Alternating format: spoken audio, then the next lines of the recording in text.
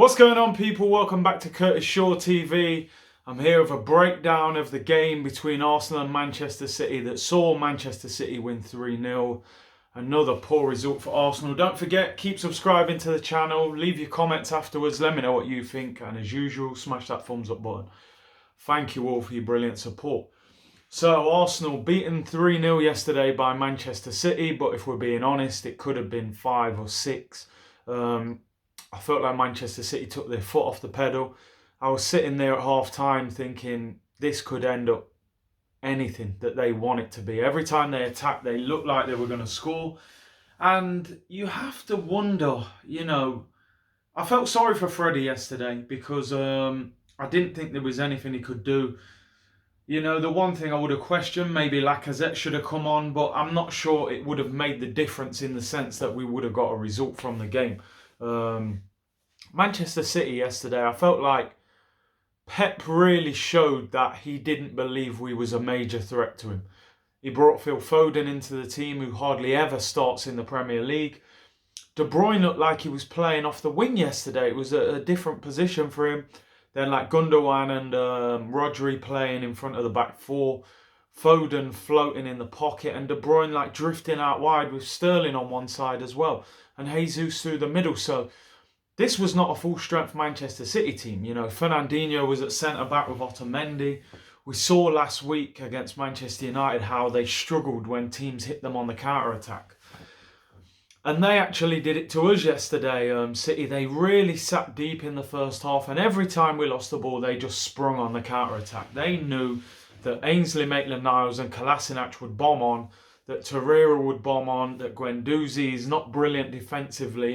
Kevin De Bruyne actually said it in his interview after the game, talking about how they knew they could expose Arsenal on the break and how their front four doesn't really defend.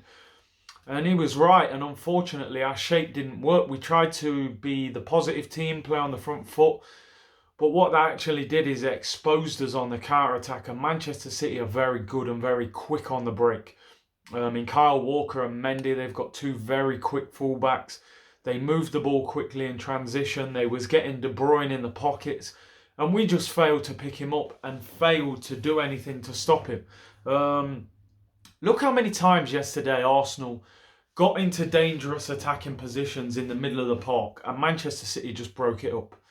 Take a yellow card, little clip, end it, put your arms up, oh ref, and get a yellow card. Next time, the next guy does it, and the next guy does it. I think they got 5 or 6 yellow cards yesterday. Who put a tackle in on Kevin De Bruyne yesterday? Even if someone said, you know what, Torreira, our so-called CDM, hard man ball winner, go and lay one on him.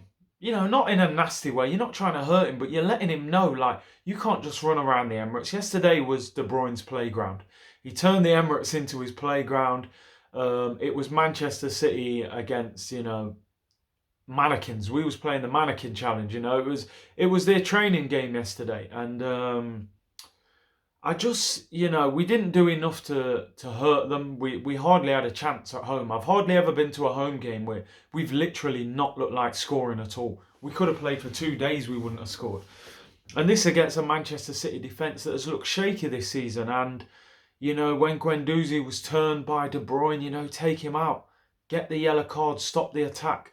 Chambers on the edge of his own box, backing off De Bruyne. You know how good he is at shooting, right or left foot. And, he slots it in the corner. I think Leno was superb again. I think he's been brilliant for us this season. I think we'd actually be even worse if it wasn't for him. Aubameyang was starved of service. He didn't have a good game. But you know what Aubameyang is? He's not a guy you can just give the ball to and he's going to make magic happen by himself. He's not Cristiano Ronaldo or Lionel Messi. He needs service. He's a poacher. And we didn't do that. I felt like Martinelli, his performance, his level of work rate embarrassed a lot of the other team. He worked harder than probably anybody else on the pitch for me. Young Saka came on and worked. Martinelli, I saw Kyle Walker lay a few dirty challenges in on him, but that's know-how. I said yesterday, you have to be street smart in the Premier League against the top teams. Walker was leaving the foot in on him, but he knew how to do it in a way so that he wasn't, getting carded every minute. You look at Mesut Ozil, just didn't perform yesterday. This is the question people have about him.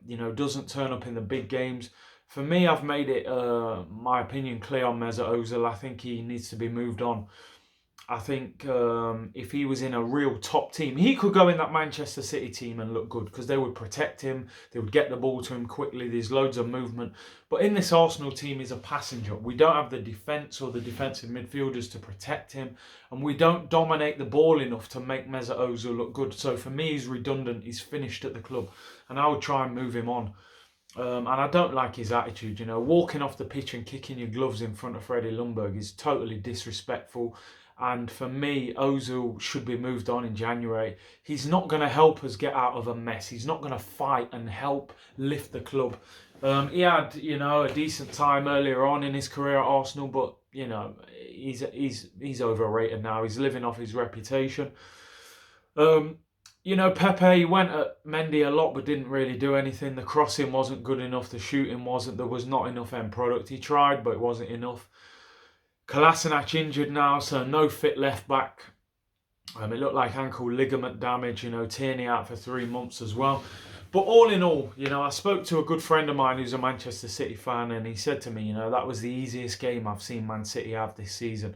And the complete lack of organisation at the back, the lack of shape in midfield, and the way that they had so much time and space in the middle. The way Sterling is tapping in an open goal at the back post. Kolasinac should be close to him. Instead, he's standing in the middle of the 6-yard box doing nothing. And it was just poor, and very few players can take credit from that game yesterday. Our shape didn't work. We didn't get the ball to Ozil in the pocket. Torreira was bombing on again. Is he being told to do that, or is that something he's choosing to do? I felt like he should have sat next to Guendouzi and helped protect. But again, this didn't happen. And, Maitland-Niles struggled to really help and get forward and do anything of damage. And we just weren't good enough. And Chambers and Socrates were completely exposed. And do you know what?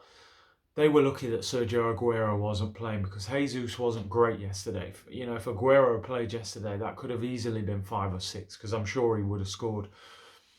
Disappointing, I felt like Freddie picked a decent team. I can't really blame him for yesterday.